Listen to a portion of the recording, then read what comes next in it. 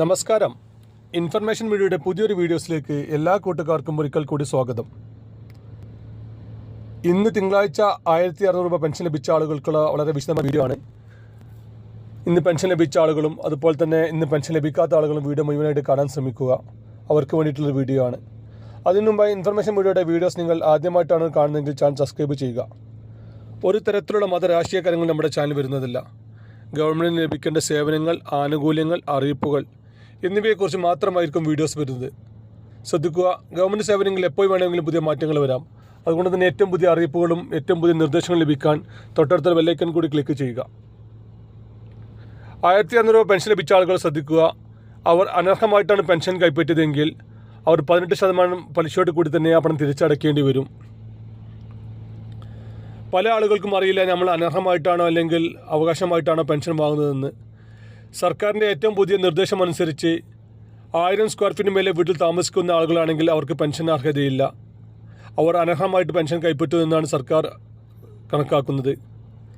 അതുപോലെ തന്നെ ഒരാൾക്ക് 2 വീടുകളുണ്ടെങ്കിൽ അത് സ്വന്തം വീടാവണം എന്നില്ല.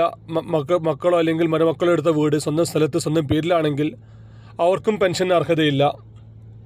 അതുപോലെ തന്നെ ശ്രദ്ധിക്കേണ്ട മറ്റൊരു കാര്യമാണ്, കുടുംബത്തിൽ ഒന്നാകെ 1 ഏക്കർ മേലെ ഭൂമിയുള്ളത്. കുടുംബത്തിൽ ഒന്നാകെ 1 ഏക്കർ മേലെ ഭൂമി ഉണ്ടെങ്കിൽ അവർക്കും പെൻഷൻ അർഹതയില്ലെന്നാണ് സർക്കാരിൻ്റെ ഏറ്റവും പുതിയ അറിയിപ്പ്.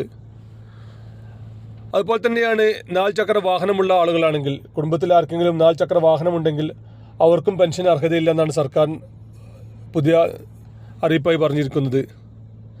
അതുപോലെ തന്നെ ശ്രദ്ധിക്കേണ്ട മറ്റൊരു കാര്യമാണ്, ഗവൺമെൻറ് സർവീസിൽ ജോലി ഉണ്ടാവുക അല്ലെങ്കിൽ അർദ്ധ സർക്കാർ സ്ഥാപനത്തിൽ ജോലിയുള്ള ആളുകൾ വീട്ടിലുണ്ടാവുക, ഇങ്ങനെയുള്ള ആളുകൾക്കും പെൻഷൻ അർഹതയില്ല. ഇങ്ങനെ എല്ലാ കാര്യങ്ങളും ശ്രദ്ധിക്കുക.